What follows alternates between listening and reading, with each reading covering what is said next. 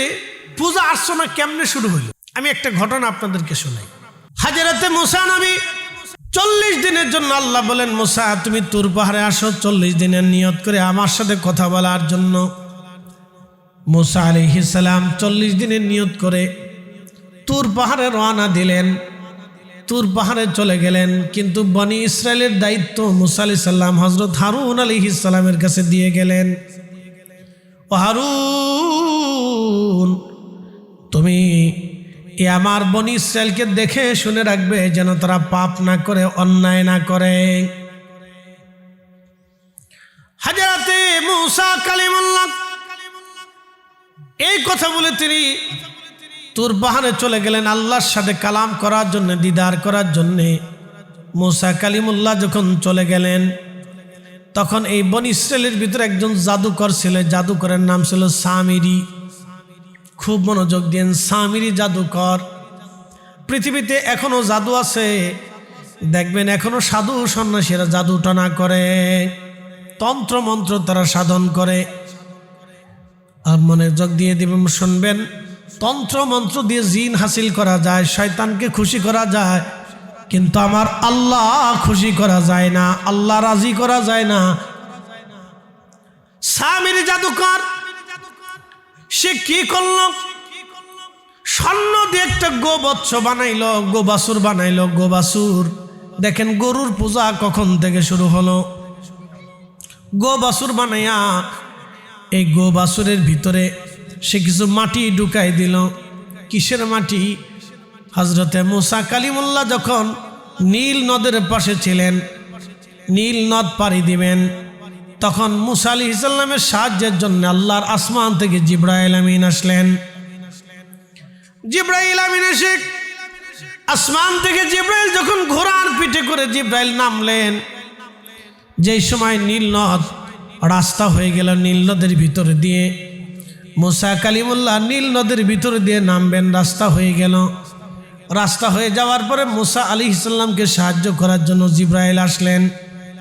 সামিরি দেখছে আসমান থেকে জিবরাইল নামলো, যে ঘোড়ার পিঠে চড়ে জিবরাইল নেমেছিল, ওই ঘোড়ার পা যেখানে বসেছিল সামিরি ওই পায়ের ওইখান থেকে মাটি নিয়েছিল। মাটিগুলি সে সংরক্ষণ করে রেখে দিয়েছিল। তারপরে সে কি করলো? ওই যে স্বর্ণ দিয়ে একটা গোবাসুর বানাইয়া, এই গোবাসুরটা বানানোর পরে এই গোবাসুরের ভিতরে সে মাটিগুলি ঢুকাই দিল। যখন মাটি ঢুকাই দিয়েছে, তখন মাটিটা ঢুকানোর পরে ওই গোবাসুরটা, স্বর্ণের নির্মিত গোবাসুরটা হাম্বা হাম্বা করা শুরু করছে। যখন হাম্বা হাম্বা শুরু করল, সামিরি ডাক দিয়ে বলতেছে, হে বনি ইসরাইল, তোমরা শোনো, মুসার খোদা আর তুর পাহাড়ে নাই, মুসার খোদা এই বাসুরের ভিতরে চলে আইছে। প্রিয় উপস্থিতি, খুবই মনোযোগ দিবেন।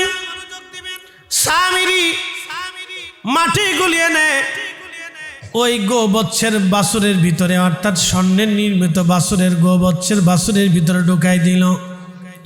বাসুর হাম্বা হাম্বা হাম্বা হাম্বা করতে লাগলো। তখন সামিরি ডাক দেখো, শুনছ ও বনি ইসরাইল, বনি ইসরাইল, তোমাদের খোদা এখন মুসার সাথে নাই, খোদা চলে গেছে গোবাসুরের ভিতরে। বনি ইসরায়েলের 70,000 মানুষ সেজদার মধ্যে পড়ে গেল ওই গোবাসুরের সামনে। একটা ভ্রান্ত বিশ্বাসের জন্যে 70,000 মানুষ ওই গোবৎসের বাসুরের সামনে সেজদায় পড়ে গেল। দেখেন মানুষ কত ভুল, কত বড় ভুল। মানুষ পাথরের সামনে সেজদা দেয়, মানুষ গাছের সামনে সেজদা দেয়, মানুষ মূর্তির সামনে সেজদা দেয়, মানুষ গরুর সামনে সেজদা দেয়, মানুষ মনে করে এটাই খোদা, এটাই আমাদের সব। মানুষ সূর্যের সামনে সেজদা দেয়, মানুষ আগুন জ্বালায় আগুনের সেজদা দেয়। বনি ইসরাইল 70,000 মানুষ যখন আল্লাহর সাথে শিরিক করলো, রব্বুল আলামিন ডাক দিলেন, হে আমার বান্দারা, কাজা রব্বুকা আল্লাহ তা'বুদু ইল্লা ইয়াহু ওয়া বিল ওয়ালিদাইনি ইহসানা। রব্বুল আলামিন আমার বান্দারা, তোমরা শোনো, আমি রব্বুল আলামিন বাধ্যতা করে দিলাম, তোমরা আমি আল্লাহ ছাড়া কারো ইবাদত করবে না, আমি আল্লাহ ছাড়া কাউকে সেজদা দেবে না, আমি আল্লাহ ছাড়া কারো আইন মানবে না, আমি রব যা বললাম তোমরা তা মেনে মেনে চলবে। খুবই মনোযোগ দিবেন। বনি ইসরাইল ৭০,০০০ মানুষ ওই গো বাছুরের সামনে সেজদায় মাথা পড়ে গেল। মুসা নবী আলাইহিস সালাম তুর পাহাড় থেকে আল্লাহর সাথে কালাম করে ৪০ দিন পরে আইসা দেখলো, হায় হায়, মানুষেরা গোবৎসের সামনে মাথা নত করে সেজদায় পড়ে গেছে, তারা পূজা অর্চনা শুরু করে দিছে মাত্র ৪০ দিনের ব্যবধানে। মুসা নবী হারুনকে বলেন, হারুন, তোমার দায়িত্ব দিলাম আমার কম, তুমি দেখে শুনে রাখবারে। হারুন, করছো কি? আমার কম কেন শিরিকের মধ্যে লিপ্ত হলো? কেন তারা গোবাছরের সামনে সেজদায় মাথা নত করলো? হযরত হারুন আলাইহিস সালাম বলেন, ভাইজান, ও আল্লাহর নবী মুসা, আমি বহু চেষ্টা করেছি, তাদেরকে নিবৃত্ত করেছি।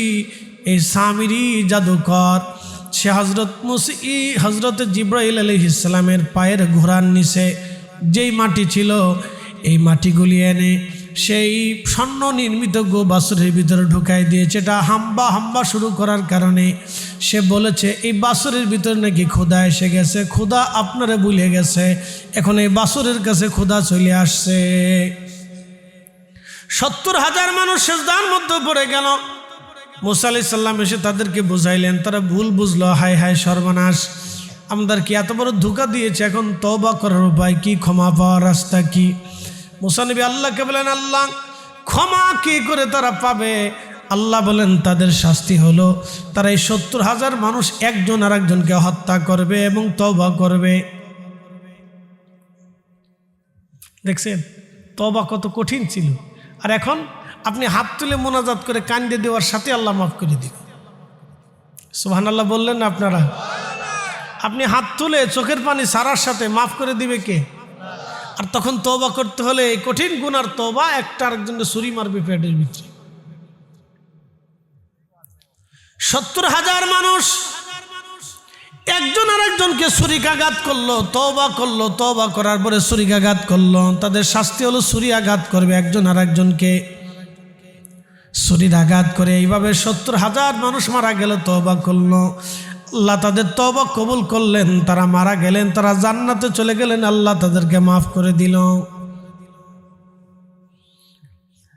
কিন্তু এই উম্মতের ব্যাপারে আল্লাহ কি বললেন? এই কোরআনে রব্বুল আলামিন বললেন, কুল ইয়া ইবাদিয়াল্লাযীনা আসরাফু আলা আনফুসিহিম লা তাকনাতু মির রাহমাতিল্লাহ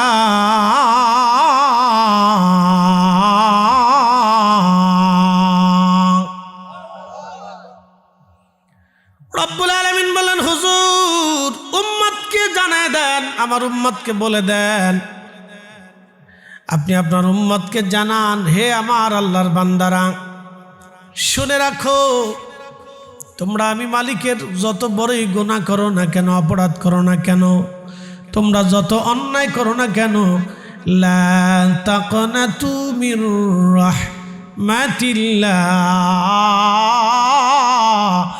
আমার রহমত থেকে তোমরা নিরাশ হইও না।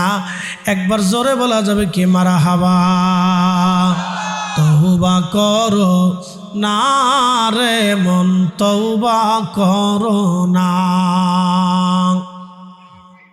তওবা না করিলে গুনাহ, তওবা না করিলে গুনাহ মাফ হবে না রে মন, তওবা করো না।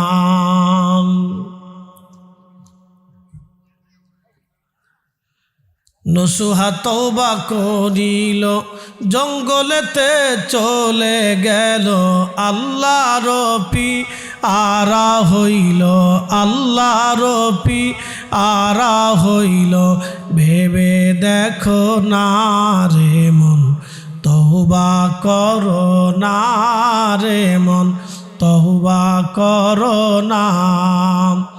তওবা না করিলে গুনাহ, তওবা না করিলে গুনাহ মাফ হবে না রে মন, তওবা করো না।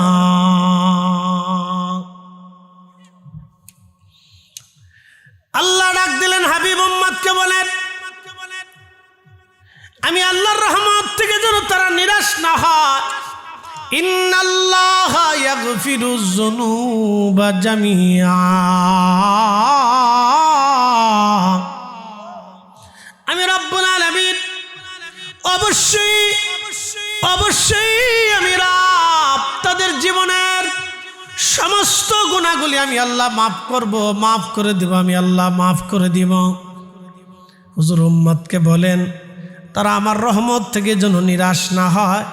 আমি রব্বুল আলামিন আমার বান্দার জীবনের গুনাহ মাফ করে দিব, যদি তারা মাফ চায় মাফ করে দিব। এই জন্য আমাদের সমাজ থেকে যারা দোয়া বন্ধ করে দিতে চায়, বুঝবেন মূলত ওরা ইসলামের পক্ষে না বলিয়া শয়তানের দালালি করে। কি কথা কন না কেন, জোরে বলেন। আমার দিকে তাকান, তাদেরকে দোয়া বন্ধ করার দরকার ছিল না সুদ বন্ধ করার দরকার ছিল? তারা সুদ বন্ধ করতে পারছে? এনজিও বন্ধ করতে পারছে? বরং এনজিও বন্ধ করতে পারে নাই, বরং তারা কি করছে, তারা দোয়া বন্ধ করে দিছে। কথা ঠিক কিনা? বন্ধ করার কথা ছিল এনজিও, বন্ধ করার কথা ছিল সুদ, সেটা করে নাই, করছে কি, তারা দোয়া বন্ধ করে দিছে। অথচ কোরআনে রব্বুল আলামিন বললেন, উদউনি আস্তাজিব লাকুম ইন্নাল্লাযীনা ইয়াস্তাকবিরুনা আন ইবাদাতি সায়াদখুলুনা জাহান্নামা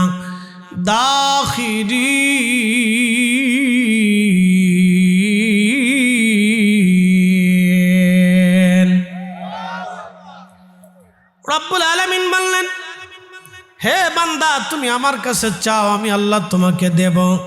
তুমি আমার কাছে চাও, আমি আল্লাহ তোমাকে দেব। যদি না চাও, যদি দোয়া না করো, যদি কাকুতি মিনতি তুমি না করো, এই দোয়া নামক ইবাদত থেকে যদি নিজেকে গোটাও, নবীজি বলেন দুআ হুয়াল ইবাদা। এই আয়াতের তাফসীরে তিরমিজি শরীফের তাফসীর কিতাবুত তাফসীরের ভিতরে এবং আবু দাউদের আবাবুদ দাওয়ার ভিতরে এসেছে, আল্লাহ রসুল বলেন দুআ হুয়াল ইবাদা, দোয়া হলো ইবাদতের অংশ। আমাদের দেশে যারা দোয়া বন্ধ করলো, ওরা বলে দোয়া নামাজের অংশ না, না করলেও চলে। কিন্তু আল্লাহ নবী বললেন দোয়া হলো ইবাদতের অংশ। অতএব ইবাদতের অংশ যেহেতু সারা যাবে, একসাথে বলেন সারা যাবে, যারা সারবে তারা মূলত বেদাতি। কথা ঠিক আছে না ভাই? ওরা কয় কি, ওরা বলে যে দোয়া নামাজের অংশ না, আপনি নামাজের অংশ না যেহেতু, অতএব এটা ছেড়ে দিলেও চলে, না করলেও চলে। চিন্তা করেন কত বড় দুষ্ট। দেখেন শয়তানের যুক্তি সুন্দর কিন্তু গলদ আছে। তারা বলে দোয়া নামাজের অংশ না, এটা না করলেও চলে, কিন্তু আল্লাহ রসুল বলেন দোয়া ইবাদতের অংশ, তোমরা ছাইরো না। আর আল্লাহ নিজেও বলে দিলেন তোমরাও ছাইরো না, তোমরাই দোয়া করো। একটু জবান খুলে জিকির করে লা ইলাহা, দেখা যায়, হ্যাঁ ঠিক আছে, ও লা ইলাহা ইল্লাল্লাহ, লা ইলাহা ইল্লাল্লাহ, হাসবি রাব্বি জাল্লাল্লাহ, মাফি কলবি গায়রুল্লাহ, নূর মুহাম্মদ সাল্লাল্লাহ, বলি নূর মুহাম্মদ, পড়ি লা ইলাহা ইল্লাল্লাহ, লা ইলাহা, ও লা ইলাহা,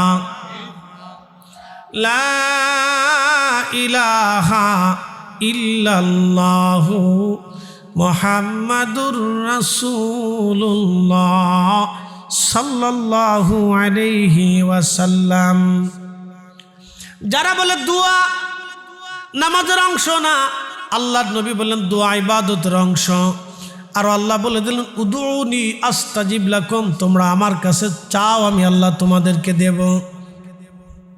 দেখেন, আপনি যদি মার কাছে সকালে 10 টাকা চান, মা দেবে, দুপুরে চাইলেও দেবে, রাতে চাইলেও হয়তো দেবে, তারপরের দিন চাইলেও হয়তো দেবে, তারপরের দিন চাইলেও হয়তো দেবে, কিন্তু চতুর্থ দিন মা আর দেবে না, ধমক দেবে। কথা ঠিক আছে না? কলিজার টুকরা সন্তান যদি ঘন ঘন আপনার কাছে কিছু চায়, আপনি বেজার হয়ে যাবেন, কিন্তু একজন বেজার হয় না। নবী বলেন উম্মতরে মানলাম ইয়াসালিল্লাহ ফারগা বিলাইহি, তুমি এমন একজন রবের গোলাম, তুমি একজন মালিকের গোলাম, আল্লাহ তোমারে গোলাম বানাইছে, তুমি যত চাবা তত আল্লাহ খুশি হয়, যত না চাবা তত আল্লাহ বেজার হয়ে যায়। তুমি যত চাবা তত আল্লাহ খুশি, যত চাবা না তত বেজার। মানলাম ইয়াসালিল্লাহ ফারগা বিলাইহি, যে আল্লাহর কাছে চাই না আল্লাহ তার উপরে বেজার হয়। যত বেশি চাবেন তত বেশি পাবেন, যত বেশি চাবেন তত বেশি পাবেন, যত বেশি চাবেন তত বেশি পাবেন। যারা এই দোয়া বন্ধ করতেছে মূলত তারা শয়তানের দালালি করতেছে। যারা বলেন ঠিক কিনা, হাত উঁচু করে বলেন ঠিক কিনা। তাদের সাথে আমাদের সুন্নিদের কোনো সম্পর্ক হতে পারে না। কত বড় ভ্রান্ত মতবাদ নিয়ে তারা পৃথিবীতে আসছে মুসলমানদেরকে ধ্বংস করার জন্য। আপনি জানেন কোন ইবাদত কবুল হবে আমরা কি বলতে পারি? বলতে পারি না। সহিহ বুখারীতে আসছে এক পতিতা নারী। পতিতা নারী তো বুঝছেন, যে নারী টাকার বিনিময়ে দেহ ব্যবসা করে। আপনাদেরকে যদি বলি বাবাজি, একটা মেয়ে আছে খুব পরমা সুন্দরী, চমৎকার সুন্দর, সে ব্যবহারও সুন্দর, এই কথাবার্তাও সুন্দর, লেখাপড়াও সুন্দর, চেহারাও সুন্দর, বংশও সুন্দর, বলে মেয়ে কি করে? বলে মেয়ে টাকার বিনিময়ে দেহ ব্যবসা করে। কোনো বাবা কি তার ছেলের জন্য এই মেয়ে ঘরে বিয়ে করাতে আনবে? কেউ আনবে না, কেউ আনবে না। যেই বেটা মদ খায়, পতিতার ব্যবসা করে, সেও কবছে না আমার ছেলের জন্য আমি এই মেয়ে আনবো না। যে বেটা নিজে পতিতার ব্যবসা করে সেও আনবে না। তাহলে পতিতা নারীরা সমাজের নিকৃষ্ট লোক, এটা আমরা ধরে নেই, কিন্তু এই সমাজ তাদেরকে পতিতা বানাইছে, এটা কিন্তু মানতে হবে। এই রাষ্ট্র তাদেরকে পতিতা বানাইছে। বলে হুজুর কারণ? রাষ্ট্র যদি ইচ্ছা করতে আমরা পতিতা নিবৃত্ত করে তাদের কর্মসংস্থান করে তাদের একটা সুন্দর জীবনের ব্যবস্থা করে দেব, রাষ্ট্র পারত, কিন্তু রাষ্ট্র করে না। এই সমাজ যদি ইচ্ছা করতো যে আমরা পতিতা হতে দেব না, এই ছোট ছোট বাচ্চা যেগুলি মেয়েরা অপহরণ হয়, এই মেয়েদেরকে তারা এইগুলি ব্যবহার করে। কোনো মেয়েরা টাকার জন্যে এই কুপথে অপথে তারা চলে যায়। কোনো মেয়েরা বাড়ি থেকে বিচ্ছিন্ন হয়ে যাইয়া এই সমস্ত খারাপ মানুষের নজরে পড়িয়া বাধ্য হইয়া তারা পতিতার বৃত্তিকার কারণ করে। আল্লাহ তাদেরকে হেফাজত করুক। এই সমাজ তাদেরকে পতিতা বানাইছে। এই রাষ্ট্র ইচ্ছা করলে পতিতা বৃত্তি বন্ধ করে দিতে পারে, কিন্তু রাষ্ট্র করবে না। প্রিয় উপস্থিতি, মনোযোগ দিবেন। পতিতা নারী কাস্টমারের জন্য রাস্তার পাশে দাঁড়ানো। আরবের অবস্থা তো জানেন, প্রচণ্ড গরম পড়লে এতটাই শুষ্ক আবহাওয়া, গরম শুধু গরম না, আবহাওয়াটা এত শুষ্ক, আপনার নাক দিয়ে জবান দিয়ে যখন আবহাওয়া আপনি শুষ্কটা টানবেন, নিঃশ্বাস যখন নিবেন, তখন এই নিঃশ্বাসের সাথে সাথে আপনার কলিজা পর্যন্ত শুকায় যাবে, জিহ্বা শুকায় যাবে, জিহ্বা শুকাই যাবে। আমি আগে বুঝতাম না, আমি এবছর হজে যাওয়ার পরে বুঝছি, বাপরে বাপ কি কঠিন রুক্ষ আবহাওয়া। আরাফা থেকে যখন হাইটে মুজদালিফায় আসলাম তখন বুঝছি জ্বালাকারে কয়। একটার পর একটা পানি পান করছি, তারপর কলিজা শুকাই যায়। মুজদালিফা থেকে মিনা প্রান্তরে হাইটিয়া জমারাতে আসছি, এই হাঁটা শুরু হইল, 30 কিলোমিটার হাঁটছি। আরাফা থেকে মুজদালিফা, মুজদালিফা থেকে মিনা হয়ে জমারাত, শয়তানরে পাথর মেরে হাঁটতে হাঁটতে হেরেমে আসছি। হেরেমে আইসে তাওয়াফ করছি, তাওয়াফ করার পরে সাই করছি, সাই করিয়া হোটেলে আসার আগে হাগে হালাল হয়েছি, মাথার চুল ফেলাইছি, চুল ফেলাইয়া হালাল হইয়া তারপরে আইসে হোটেলে ঢুকছি, এহরামের কাপড় ছাড়ছি। খুব মনোযোগ দিবেন। এই সময় পর্যন্ত কত লিটার পানি আমার পেটের মধ্যে গেছে আমি জানি না। একটার পর একটা খাইছি, একটার পর একটা খাইছি, তাও গরম পানি না, ঠান্ডা পানি একটার পর একটা খাইছি। প্রচুর ঠান্ডা পানি খাওয়ার কারণে আমার একেবারে পরিপূর্ণ ঠান্ডা লেগে গেল, দম ছাড়তে পারিনি, এত কঠিন অবস্থা। বন্ধু মনোযোগ দিবেন, সেই দিন বুঝেছি আরবের শুষ্ক আবহাওয়া কত মারাত্মক। কুকুর পানির তৃষ্ণায় হাঁপাইতেছে, জিহ্বা বের করে হাঁপায় হাঁপায় যাচ্ছে। পানির জন্য কুকুরটা পাগল পারা হয়ে গেছে। পতিতা নারীর মনে মায়া লাগলো, আরে একটা আল্লাহ সৃষ্টি কুকুর আজকে পানির তৃষ্ণায় মারা যাবে, তা হতে পারে না। এই পতিতা নারী তার পায়ের মোজা খুলল, মোজাটা চামড়া দিয়ে বানানো ছিল। পায়ের মোজা খুলিয়া রশি বেঁধে কুয়ার ভিতরে নামাইয়া কুয়ার ভিতর থেকে পানি উঠাইয়া এই পতিতা নারী কুত্তারে পানি পান করাইল। কুকুরকে পানি পান করানোর কারণে আমার আল্লাহ পাক খুশি হইয়া নবী বললেন, সহিহ বুখারীর কিতাবুল আম্বিয়াতে আল্লাহর নবী বললেন, আমার রব ওই পতিতা নারী সারা জীবনের জেনার গুণ আল্লাহ মাফ করে দিলেন। একবার জোরে বলা যাবে কে মারহাবা। দয়াকার, মাফ করে কে? তা আমরা মুনাজাতে মাফ চাইলে মাফ করবে কে? পতিতা নারী কুত্তারে পানি খাওয়ায় যদি মাপ পাইতে পারে, তাহলে আমরা আল্লাহর কাছে কান্দে কি মাপ পাইতে পারি না? তাহলে এই দুয়া যারা বন্ধ করতেছে সবকটা শয়তানের দালাল। আসতে বলেন কেন? জোরে বলেন, জোরে জোরে, কোনো সন্দেহ নাই। আচ্ছা, আপনাদেরকে আরেকটা যুক্তি দিই। মিলাদ পড়ানোর পরে তারপরে খাওয়ান কিনা? খাওয়ান না, কিছু মেহমানদেরই তো হয়। আপনি আপনার বাড়িতে 10 জন মেহমানকে দাওয়াত করছেন, এখন খালি মুখে কি করে বিদায় করবেন বলেন তো? খালি মুখে বিদায় করা যায়? আপনি দাওয়াত করছেন যে ভাইরে আমরা অমুক দিন আমার বাড়িতে দোয়ার ইন্তজাম করছি, মাহফিল হবে। যদিও আমরা মিলাদ নাম, কিন্তু জিকির কার? দুরূদ শরীফ নবীর না? নাম মিলাদ, কিন্তু দুরূদ তো রাসূলের, জিকির তো আল্লাহর, কোরআন তো আল্লাহর কোরআনই তেলাওয়াত করি না, আমরা বাইবেল পড়ি। তা আল্লাহর কোরআন পড়ি না? তা প্রত্যেক হরফে কয় নাকি? 10 নেকি। প্রত্যেক দুরুদে কয় নাকি? 10 নেকি। প্রত্যেক জিকিরে নেকি। প্রত্যেক দোয়ায় নেকি। প্রত্যেক সালামে নেকি। প্রত্যেক নাতে নেকি। আমরা নেকি দেখি, উনরা খালি বেদাত দেখে। বুঝলাম না কিছু? আমরা নেকি পাই, উনরা খালি বেদাত পায়। তার মানে চশমা লাগাইছে কালা, এই জন্য দুনিয়া কালা দেখা যায়। কথা ঠিক আছে না ভাই? চশমা হয়েছে লাল, এই জন্য দুনিয়া লাল দেখা যায়। চশমা যদি এশকে রসুলেরটা লাগাইতো তাহলে এশকে রসুল বোঝা যাইতো। চশমা লাগাইছে আব্দুল ওহাব নজদির, যার কারণে এই দুনিয়াও আব্দুল ওহাব নজদির কত খালি বেদাত মনে হয়। কথা ঠিক কিনা? আল্লাহ আমাদেরকে বুঝার তৌফিক দিক, সকলে বলে না আমিন। বুঝাটা জরুরি ভাই। দুনিয়ার থেকে আমরা চলে যাব না। দুনিয়ার থেকে এখানে 100 বছরের বয়সী কেউ আছে? আমাদের হাজী সাহেবের বয়স কত হবে? তাইজুদ্দিন সাহেবের বিরাট বয়স হবে। উনি সেই অসুস্থ বৃদ্ধ তিনি আমরা দরবারে যে দাওয়াত করে এসছে আমার। যাই হোক, তিনি বয়স্ক মানুষ, ওনার চাইতে হয়তো বয়স বেশি থাকতে পারে, তো 100 বছরের উপরে না। তার অর্থ হলো আপনাদের এই অঞ্চলে সোনাচুং, বসন্তপুর, সনখলার পশ্চিম পার, চান্দপুর, কয় গ্রাম নাম জানি না, সব একসাথে লিখে দিছে। যার কারণে আমি একসাথেই পড়তেছি। সোনাচুং, বসন্তপুর দক্ষিণে, সনখলার পশ্চিমে, চান্দপুর। এই গ্রামের নাম কি? চান্দপুর। তাহলে পাশে হলো সনখলা, তারপর হলো বসন্তপুর, এরপরে সোনাচুং। অসুবিধা নেই, সাইডটিয়ে ঠিকানা একবারে এমনভাবে দিছে। আমার যখন সিএনজিতে আনছে আমি কই লয়ে যায়, সার্ফের তো কিছু দেখি না, খালি মাঠ। হুজুর ওই যে আলো দেখা যেতেছে, ওই জায়গায় মাহফিল। আমি কিছু ওইসে কাম আজকে জীবনের তোরে আজকে ধরা পড়ছি আমি। গত বছর ইন্ডিয়া গেছি মাহফিলে। সে ইন্ডিয়ার এই জানুয়ারি 7 তারিখে, 5-6 তারিখে ঢুকছি, 7-8 তারিখে ইন্ডিয়ার আসামে মাহফিলে গেছি। গুয়াহাটি বিমানবন্দর থেকে, বিমান থেকে নাইমা আমার গাড়িতে উঠেছে একটা জিপে। ওটাই নিতে ব্রহ্মপুত্র সরে নিয়ে নামাইছে। বিরাট বড় নদী, যমুনার। আমরা যে যমুনা, ভারতের ভিতর হলো ব্রহ্মপুত্র কয়, আর বাংলাদেশ আসলে হলো যমুনা। ভারতের অংশ হলো ব্রহ্মপুত্র। তো এই ব্রহ্মপুত্র নদীতে নামাইছে, বুঝতেছেন, সরের ভিতরে। আর সামনে যাই দেখে পানি।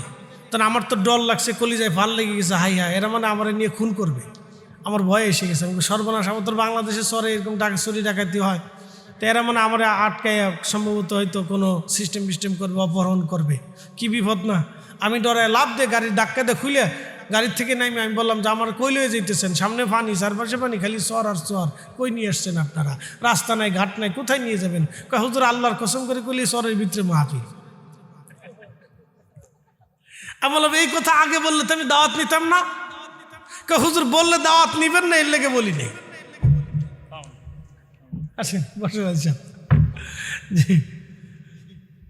তো যাই হোক, এই চরের ভিতরে গেছি, যাইয়ে বাপরে বাপ যাই দিয়ে হাজার হাজার মানুষ, নারী পুরুষ মাহফিল শুনতেছে। কোথার থেকে আসছে, নৌকা মৌকা ভাড়া করে, দুনিয়ার মানুষ এসেছে, খুব গরিব মানুষ আর কি, খুব দরিদ্র। তো যাই হোক, তা আল্লাহ কবুল করছেন এই জন্য আসছে। আমার এখানে আল্লাহ নসিবে ছিল এই জন্য আসা হয়েছে, নসিবে না থাকলে আসার কোনো সুযোগ ছিল না। আল্লাহ নসিব করছেন সেই জন্য আসছে। তো খুব মনোযোগ দিন, আমরা মাটির নিচে চলে যাব। 100 বছর আগে যারা দুনিয়াতে ছিলেন, 100 বছর আগে যারা ছিলেন তারা সব মাটির নিচে চলে গেছে। বাকি 100 বছর পরে আমরাও মাটির নিচে চলে যাব। কথা ঠিক আছে না ভাই? আমাদের রব কয়জন? আমরা হাত পাতবো কয়জনের কাছে? না আমাদের কোনো ভিন্ন রব আছে? আপনি যদি ভারতে যান তো মহারাষ্ট্রে গেলে যদি জিজ্ঞেস করেন আপনাদের বড় দেবতাকে, তোরা বলে আর এক দেবতার নাম। যদি আপনি দিল্লি আসেন বলে আপনাদের বড় দেবতাকে, তোরা আর এক দেবতার নাম কয়। যদি আপনি ওই ক্যাঙ্গালুরে না বেঙ্গালুরে কয়, এখানে যদি জানতে বলে আপনার বড় দেবতাকে, তোর আর একজনের নাম কয়। আপনি যদি অন্ধ্রপ্রদেশে যান যে বলেন আপনাদের বড় দেবতাকে, ওর আরেকজনের নাম কয়। আপনি যদি নেপালে যায় বলেন যে আপনাদের বড় দেবতাকে, তোর আরেকজনের নাম কয়। আপনি যদি কলকাতা বাংলাদেশে এসে বলেন আপনাদের বড় দেবতার নাম কি, ওর দুর্গার নাম কয়। তারপর আপনি যদি ওই কি বলে ঝাড়খণ্ড দিয়ে ওই বিহার টিয়ার ওই অঞ্চলে যায় বলে আপনাদের বড় দেবতাকে, ওরা আরেকজনের নাম কয়। প্রত্যেক প্রদেশে প্রদেশে যার যার দেবতা আলাদা, তার এক একজন দেবতার কাছে চায়। তা আমরা কয়জনের কাছে চাই? একসাথে বলেন, কয়জনের কাছে চাবো? কয়জনের কাছে? তা আমরা আল্লাহর কাছে না চাই তো অন্য কারোর কাছে চাওয়ার সুযোগ নাই। এই জন্য আল্লাহ বলছে আমার কাছেই চাও। তো এই জন্য আমরা সুন্নিরা চাইতে থাকি, আর ওরা খালি বেদাত যত জিকির করবে করতে থাক, আমরা চাইতেই থাকবো। কথা কর না, ঠিক আছে না? দোয়া চলবে কি চলবে না? যদি বন্ধ হয়ে যায় তাহলে আপনার কপালে শনি আছে। বলে হুজুর কারণ কি? আপনি মরে যাবেন, আপনার সন্তান হাত বাড়াবে না। আব্বার আমল নিয়ে আব্বা কবরে চলে গেছে, আমি দোয়া করলেও যা, না করলেও তা, আব্বারটা আব্বা বুঝুক। এই সওয়াল পড়ার চাইতে পুত্র বলা চাইতে কুত্তা বলা ভালো। কি ভাই কথা খারাপ করছি আমি? মন্দ কথা বলছি? অযৌক্তিক বলছি? তো এই সন্তান পেলে লাভ কি? যে সন্তান আপনার মরার পরে দোয়া করবে না, দোয়া মানবে না। তা আপনি একজনের সাথে বন্ধুত্ব করলেন, তারা মাঝে মধ্যে ফিরাই টিরাই করে খাওয়ান, এই সোনারঘাটে নিয়ে খাওয়ান, হবিগঞ্জে নিয়ে খাওয়ান, বড় বড় হোটেলে নিয়ে খাওয়ান, মাঝে মধ্যে গিফট দেন, কাপড় চোপড় কিনে দেন, ঘড়ি কিনে দেন, বন্ধুর সাথে ঘোরাফেরা করেন, বিরাট বড় বন্ধু। তো বন্ধু দোয়া মানে না। আপনি মরে গেলেন, কবর দিয়ে বন্ধু বলে আমার বন্ধু যা আমল নিছে এটাই শেষ, বন্ধুর জন্য দোয়া খের করে কোনো লাভ নাই। আমি সাল্লাম বন্ধু আসসালামু আলাইকুম। তাহলে এই বন্ধু খাওয়ানোর সাথে কুত্তা খাওয়ানো ভালো না? তাহলে বন্ধু খায় লাভ হলো কি? এর সাথে বন্ধুত্ব করে লাভ হলো কি? আপনি তার সাথে বন্ধুত্ব করতে হবে যে আপনার মরার পরে দোয়া করবে। কথা কান না, ঠিক কিনা? এ কথা সারা জীবন মনে রাখবেন, ভুলে গেলে চলবে না। কবর বড় কঠিন জায়গা, কবর বড় কঠিন জায়গা। এখানে কেউ কারো কথা মনে রাখে না। রাখে ভাই? রাখে না, সবাই ভুলে যায়, সবাই ভুলে যায়। কত গুরুস্থানের পাশ দিয়ে হাজার হাজার মানুষ হাইটে যায়, মনে থাকে না, সালাম পর্যন্ত দেয় না। আজকে আপনাদেরকে একটা ঘটনা শোনাই দিয়ে যাই। এই ফুলা পান তোরা ভিতরে, আব্বা ভিতরে। ওরা মাহফিলও বুঝে না, মাঠও বুঝে না। বিরাট বড় মাঠ পেয়ে মনে করছে এটা হাসরের মাঠ পেয়ে গেছে, এবার যদ্দুর পারি দৌড়াই, দৌড়া সারা মাঠ ভরে দৌড়া। তো মাহফিলের দিকে আইসলে হযরত আল্লামা ইমাম শামসুদ্দিন সাখাবী বিশ্ববিখ্যাত একজন মুহাদ্দিস ছিলেন। তিনি এই পৃথিবীর সর্বশ্রেষ্ঠ মুহাদ্দিসদের একজন। তিনি আল্লামা শামসুদ্দিন সাখাবী রহমাতুল্লাহ আলাইহি। শামসুদ্দিন সাখাবী রহমাতুল্লাহ আলাইহি একটা কিতাব লেখছেন, আল কাউলুল বদী, আমার ঘরে আছে।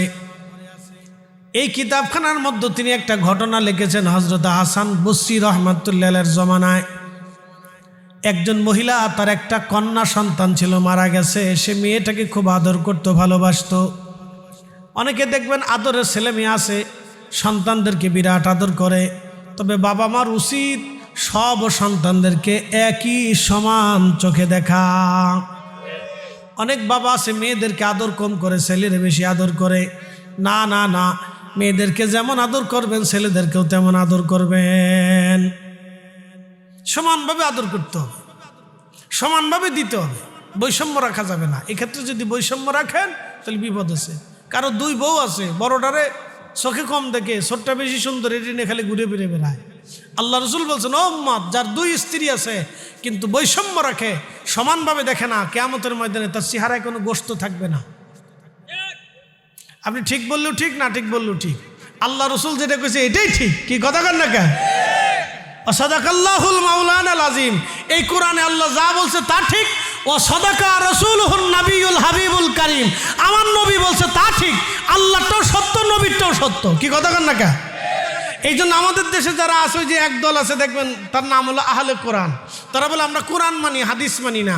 আমরা বলি তোমরা যারা কোরআন মানো, হাদিস মানো না, তোমরা মুসলমানই না। কি কথা খারাপ? সুস্পষ্ট কথা। যারা কোরআন মানে, হাদিস মানে না, তারা মুসলমান হতে পারে? হাদিস কার কথা? আমার রসুলের কথা না? তো রসুলের কথা যারা মানে না, তারা কি মুসলমান? তারা কাফির। কি কথা কন না কেন? ঠিক কিনা? এদের সাথে আত্মীয়তা করা যাবে?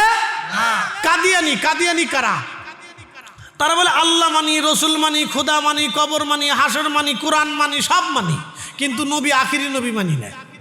বলেন আমাদের নবীর পরে আর কোনো নবী আছে? তো যারা নবীরা আখিরি নবী মানে না, তারা কি মুসলমান? তারা কাফির। ওই জন্য তাদের সাথে লেনদেন, আত্মীয়তা করা যাবে? তাদের সাথে আমাদের কোনো ঘর সংসার হবে না। হিন্দুদের সাথে কি আমাদের ঘর সংসার হয়, আত্মীয়তা হয়? তারাও মানুষ, আমরা মানুষ, তারাও খায়, আমরাও খাই, তারাও ঘুমায়, আমরাও ঘুমাই, তাদের রক্ত লাল, আমরাও রক্ত লাল, তারাও যে মানুষ, আমরা সে মানুষ, তাদের চুল আছে, দাঁড়িয়ে আছে, আমরাও চুল দাঁড়িয়ে আছে, তারা যে পোশাক পরে, আমরা সেই পোশাক পরি, তারা যে শাকসবজি খায়, আমরা ওটাই খাই, তারা যে ফলমূল খায়, ওটা আমরাও খাই, তারা ভাত রুটি খায়, আমরাও খাই। তো তফাৎ কি? তাদের বিশ্বাসের সাথে আমাদের বিশ্বাসের মিল নাই। বুঝে গেছেন? যার কারণে তাদের সাথে আমাদের আত্মীয়তা হয় না। এমনি লেনদেন হয়, ব্যবসা বাণিজ্য হয়, রাজনীতি হয়, কিন্তু আত্মীয়তা হয় না। তারাও আমাদের সাথে আত্মীয়তা করে না, আমরাও তাদের সাথে আত্মীয়তা করি না। কাদিয়ানীদের সাথে আমাদের আত্মীয়তা হবে না, আহলে কোরআনদের সাথে আমাদের আত্মীয়তা হবে না। আর একদল নতুন বেরিয়েছে, নাম দিচ্ছে আহলে হাদিস। তারা বলে রসুলের আব্বা আম্মা 2 জন কাফের। কি বুঝলেন আপনারা? এই জন্য আমরা সুন্নিরা বারবার বারবার নজদি নজদি নজদি নজদি জিকির করি। কারণটা কি? আপনারা মনে করেন যে আমরা হিংসা করি? হিংসা করি না। আমরা মুসলমানের ঈমান বাঁচাইতে হবে। কথা কন না কেন?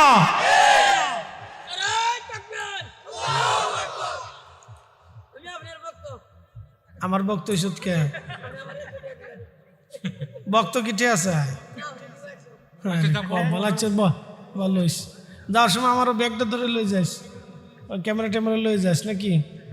আগে দিস, ঠিক আছে, লাইট দিয়ে আগে দিস, আর ফলাইস না কিন্তু, সাবধান। বক্ত এরকম বক্ত সারা দেশেরই তো আমার পরে বিক্রি করে খাওয়া লাগবে দেখতেছি। বক্ত মারাত্মক বক্ত। ঠিক আছে, যা, তো দেবো না, দেবো না, দেবো না, দেবো না, অসুবিধা নেই। খালি কি আমার বক্ত না, আরো অন্য কারো বক্ত? আর বক্ত আছে না? হ্যাঁ, ঠিক আছে, ঠিক আছে। আল্লাহ দুনিয়াতে কত কোয়ালিটির মানুষ বানাইছে। তাহলে সব মাহফিলই যাস না, সবার কাছ থেকে 100 টাকা করে, বেশি নিস না? 100। আচ্ছা, ঠিক আছে, যাক, আলহামদুলিল্লাহ, আল্লাহ কবুল করুক, বলেন আমিন। হাজারাতে হাসান বসরি রাহমাতুল্লাহ আলাইহি বলতেছেন, আল্লামা ইমাম সাকাবি লেখেন, হাসান বসরির কাছে মহিলাটা আসছে সন্ধ্যার সময়, এসে বলল, হুজুর, আমি একটা বিপদ নিয়ে আসছি। বলে, কি বিপদ বলেন? বলে, আমার মেয়েটা মারা গেছে, সকালবেলা জোহরের পরে তার জানাজা দাফন কাফন হয়েছে, কবরস্থ করে আমি আপনার কাছে আসছি। দয়া করে আপনি বলে দেন আমার মেয়েটা জান্নাতি নাকি জাহান্নামী। আমি জানতে চাই মেয়েটা জান্নাতি নাকি জাহান্নামী, দয়া করে বলে দেন। হাসান বসরি বলতেছে, মারে, তোমার মেয়েটা জান্নাতি জাহান্নামী আমি কি করে বলবো রে মা? বলতেছে, হুজুর, আমার মেয়েটাকে আমি বড্ড ভালোবাসি, আদর করি, আপনি দয়া করে বলে দেন কি করে আমি জানতে পারবো আমার মেয়েটাকে আমি জান্নাতি নাকি জাহান্নামী দেখব। হাসান বসরি বললেন, মা, তাহলে তুমি বাড়ি চলে যাও, বাড়ি যাওয়ার পরে তুমি এশার নামাজ পড়বা, এশার নামাজ পড়ে 4 রাকাত অতিরিক্ত নফল নামাজ পড়বা, সূরা ফাতিহার সাথে প্রত্যেক রাকাতে সূরা তাকাসুর পড়বা। আল্লাহাকুমুত তাকাসুরু হাত্তা যুরতুমুল মাকাবির কাল্লা সাওফা তা'লামুনা সুম্মা কাল্লা সাওফা তা'লামুন কাল্লা লাউ তা'লামুনা ইলমাল ইয়াকিন লাতারাবুন্নাল জাহিমা সুম্মা লাতারাবুন্নাহা আইনাল ইয়াকিন সুম্মা লাতুসআলুন্না ইয়াওমাইযিন আনিন নাঈম।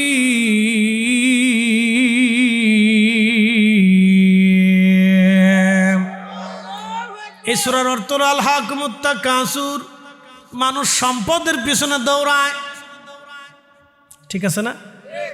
সম্পদের পিছনে দৌড়ায়, সম্পদ রুজি করার জন্য চেষ্টা করে, সম্পদকে তারা আপন মনে করে নেয়, সম্পদকে প্রাধান্য দেয়। কিন্তু কতদিন? আল্লাহ বলেন হাত্তা যুরতুমুল মাকাবির,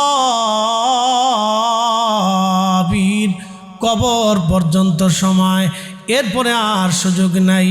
জিন্দেগি তোর যাইরে ফাঁকি দিয়া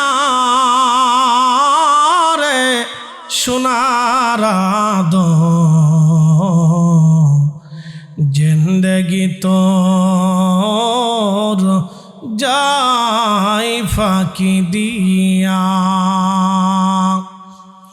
ও আদম রে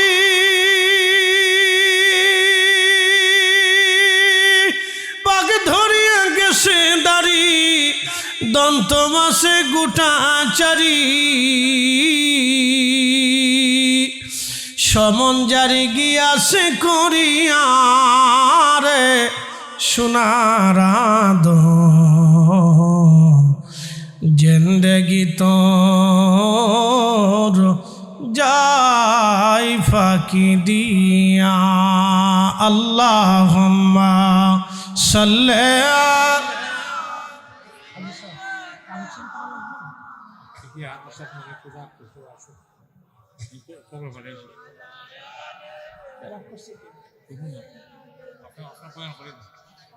মাওলানা, তুমি আল্লাহর প্যারা হাবিব, তোমার তুলনা নাই কেউ আর, তোমার মতো আকাশ ভ্রমণ করেনি কোন পয়গম্বর। আল্লাহুম্মা সাল্লি আলা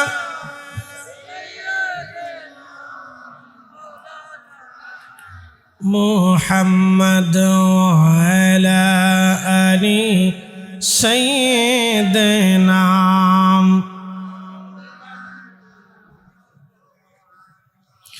রব্বুল আলামিন কুরআনুল কারীমের ভিতরে আল্লাহ বললেন কাল্লা সাওফা তা'লামুন, অচিরেই মানুষ জানতে পারবে।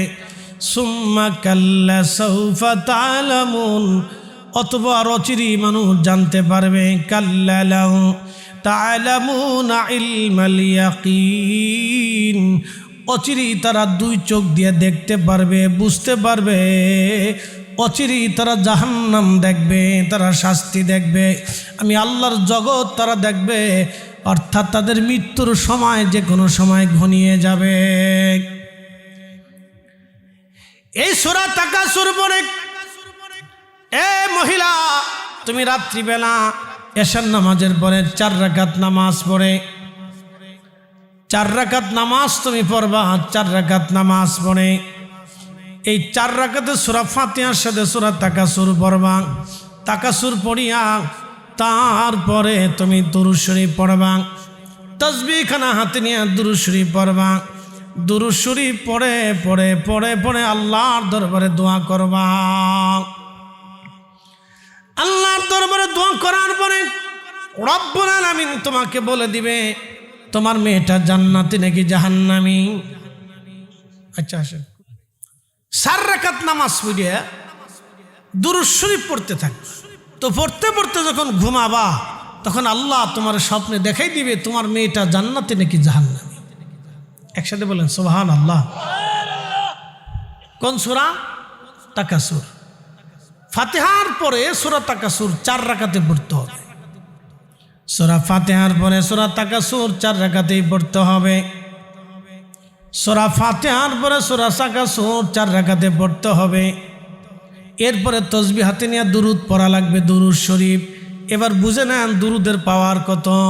একবার জোরে বলা যাবে কি মারহাবা।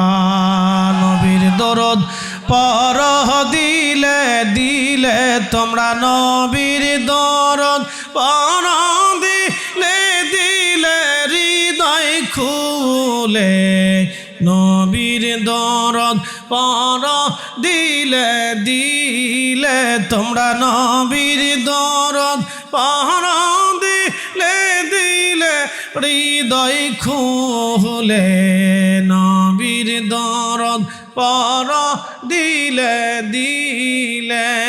গর্বে রাসূল দিওয়ানা টের পাইলেন না মায়া মেনা, খবর দিল জিবরাইল আমিনে, হায় হায় খবর দিল জিবরাইল আমিনে, রাইখো মনে নবীর দরদ পড়হ দিলে দিলে তোমরা, নবীর দরদ পড়হ দিলে দিলে হৃদয় খুলে, নবীর দরদ পড়হ।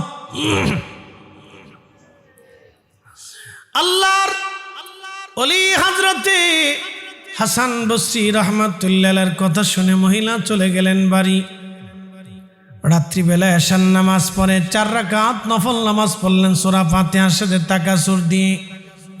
4 রাকাত নফল নামাজ পড়ে আল্লাহরে বান্দা দুরূদ শরীফ পড়তে পড়তে আল্লাহর বান্দি ঘুমিয়ে পড়লেন।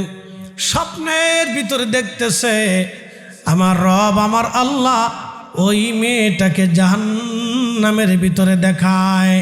মেয়েটা কাঁদতেছিল আর বলতেছিল, মা আমি জাহান্নামের কঠিন লেলিহান শিখার ভিতরে জ্বলতেছি, মা জাহান্নামের কঠিন লেলিহান শিখার মধ্যে জ্বলতেছি। মেয়েটা খুব করে কাঁদতেছে, ও মা আমি জাহান্নামের কঠিন লেলিহান শিখার মধ্যে কাঁদতেছি, মা আমারে আপনি উদ্ধার করার চেষ্টা করেন, আমি বিপদের মধ্যে পড়ে গেছি। এই স্বপ্ন দেখার পরে মহিলা পাগল জড়িয়ে গেছে। দেখেন আগের যুগের নারীরা নামাজ ছাড়ত না, পর্দা ছাড়ত না, বেপর্দায় চলতো না। আগের যুগের নারীরা নামাজ ছাড়ত না। এদেশের বর্তমানে বহু মেয়ে আছে 6 মাসেও একবার ওযু করে না, 6 মাসে ওযু করে না। নামাজ তো দূরের কথা, 6 মাসে ওযু করে না, এরকম বহু মেয়ে আছে। খালি সাজন্য গুজন্য করে, ওযু করে না। বহু মেয়ে আছে বাংলাদেশে, লক্ষ লক্ষ নারী আছে 6 মাসে ওযু করে না, নামাজ তো পড়েই না, ওযু করে না, শুধু প্রসাদনী মাকে সাজগোজা করে। সেই দিনের মেয়েরা পর্দা করত, নামাজ পড়তো, তারাও জাহান্নামের ভিতরে আটকা পড়ে গেল। মহিলা কান্দে আর বলে, হুজুর উপায় কি? হাসান বসরি ডাক দে বলেন, মারে তুমি তোমার মেয়ের নামে বেশি বেশি দোয়া করো এবং সদকা করো, দেখো রব্বুল আলামিন মাফ করে কিনা। হাসান বসরি এই কথা বলার পরে মহিলা চলে গেলেন। মহিলা চলে যাওয়ার পরে মহিলা যখন চলে গেলেন, পরের দিন রাত্রিবেলা হাসান বসরি রহমাতুল্লাহ ঘুমিয়েছেন। স্বপ্নের ঘরে দেখতেছেন জান্নাতের উচ্চ মাকামে একটা মেয়ে জান্নাতের ঝর্ণার পাশ দিয়ে, নদীর পাশ দিয়ে জান্নাতের পল্লে পল্লে প্রাসাদের সামনে ঘোরাফেরা করতেছে হাসি খুশি। সুন্দর জান্নাতি পোশাক পরে সে হাঁটাহাঁটি করে। হাসান বসরি জিজ্ঞেস করলেন, এই মেয়ে তুমি কে? তোমার পরিচয় কি? জান্নাতের উচ্চ মাকামে তুমি কি করো? মেয়েটা বলতেছিল, হুজুর আপনি আমারে চিনেন নাই, আমার মাগফিরাতের জন্যে আমার মা আপনার কাছে গিয়েছিল, আমার হালতের কথা জানার জন্য গিয়েছিল, আপনি একটা তার জন্যে একটা আমল আপনি বাতলাই দিয়েছিলেন, এই আমলের কারণে আজকে এই আমল বাতলিয়ে দিয়েছিলেন। আমার মা ওই আমলটা দিয়ে আমারে দেখেছিল আমি জান্নাতি নাকি জাহান্নামি। হাসান বসরি বললেন, মারে তোমার মা তো দেখছে তুমি জাহান্নামি, কিন্তু মারে তুমি জান্নাত কেমনে পাইলা? আল্লাহ তোমারে কেন মাফ করলো বলো? তখন মেয়েটা বলল, হুজুর আমার অপরাধের জন্য আমি জাহান্নামে চলে গিয়েছিলাম, কিন্তু আমার রব আমার আল্লাহ আমারে মাফ করে দিয়েছেন। বলে কেন মাফ করলো মা বলো? বলে হুজুর আমার যেই গোরস্থানের মধ্যে মা দাফন করেছিল, এই গোরস্থানে শুধু আমি না আরো 70,000 কবর আছে। কত হাজার কবর? তাহলে চিন্তা করেন কত বছর আগের কবর, 70,000 কবর আছে। হুজুর 70,000 মুসলমানের কবরের ভিতরে, ওগো আল্লাহর ওলি শুনে নেন ভালো করে, এই গোরস্থানের পাশ দিয়ে একজন আল্লাহর ওলি যাইতেছিলেন। তিনি গোরস্থানের পাশে দাঁড়াইলেন, তার খুব মায়া লাগলো। সে আল্লাহর নবীর উপরে দুরূদ শরীফ পড়ে, আল্লাহর হাবিবের উপরে দুরূদ শরীফ পড়ে পড়ে পড়ে পড়ে আমাদের কবরের গোরস্থানের পাশে দাঁড়িয়ে হাত তুলে দোয়া করে গেছে। এই দুরূদের কারণে আল্লাহ রাব্বুল আলামিন আমাদের 70,000 গোরস্থানবাসীর জীবনের গুনাহ আল্লাহ মাফ করে দিছে। আরো জোরে বলেন আল্লাহু আকবার।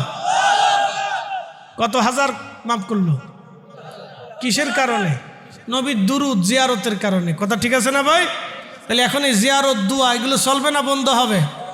যারা বন্ধ করতে চায় বুঝবেন সব শয়তানের এজেন্ডা বাস্তবায়ন করার মাঠে নামছে। কথা ঠিক কিনা?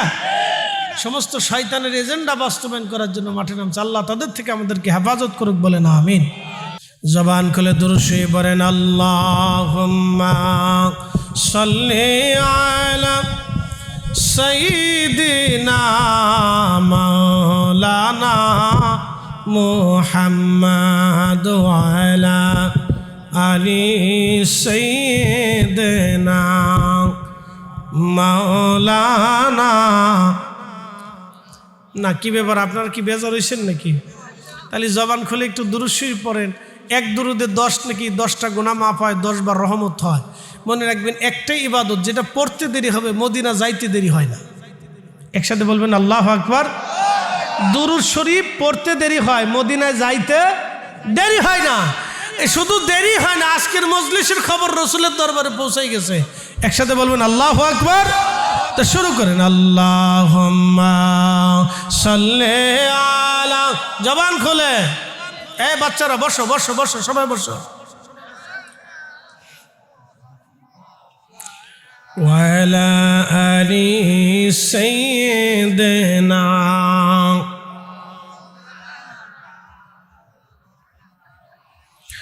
নবীর ইশকে যার দিল ভাই,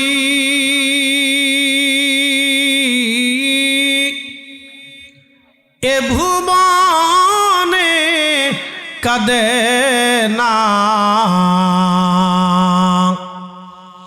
রোজ হাসরে ভাইজান তারা নবীজির দেখা পাবে না।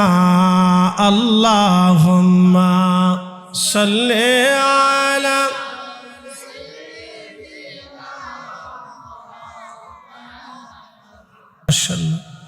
ওয়া আলা আলি সাইয়্যিদিনা।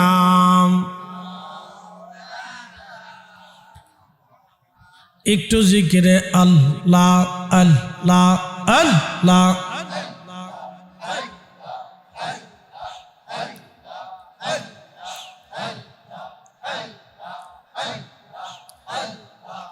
আখেরাতে পার হবে তুই পলসি রাতের পুবল। আল্লাহ আল্লাহ।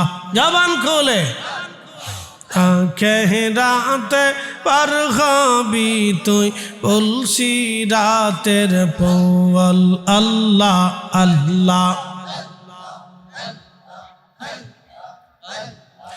আল্লাহ যেই দিন কাজী হবে, এই জাররা জাররা হিসাব নিবে।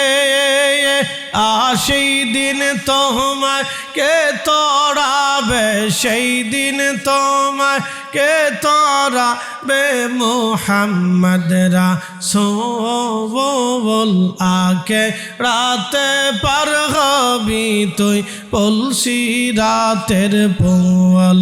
আল্লাহ আল্লাহ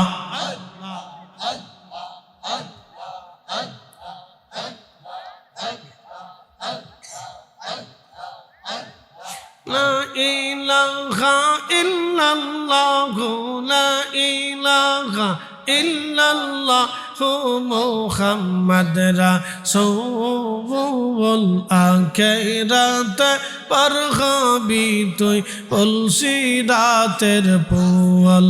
আল্লাহ আল্লাহ আখিরাত পার হবি তুই পলসি রাতের পোল। আল্লাহ আল্লাহ লা ইলাহা ইল্লাল্লাহু লা ইলাহা ইল্লাল্লাহু মুহাম্মদ রাসূল আখিরাত পার হবি তুই পলসি রাতের পোল। আল্লাহ আল্লাহ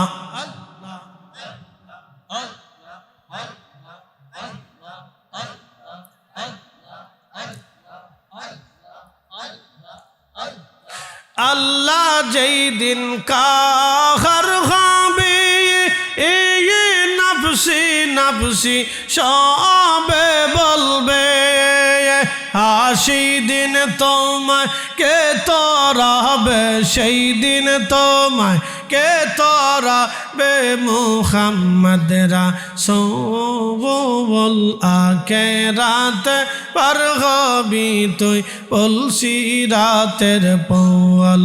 আল্লাহ আল্লাহ আল্লাহ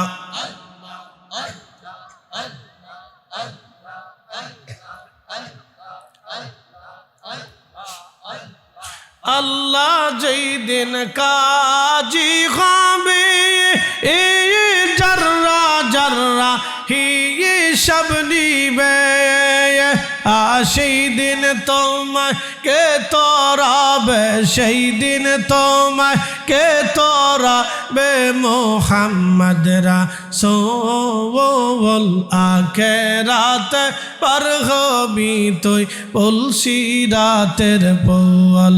আল্লাহ আল্লাহ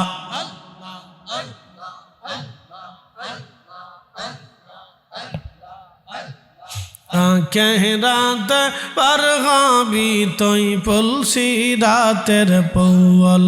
আল্লাহ আল্লাহ আল্লাহ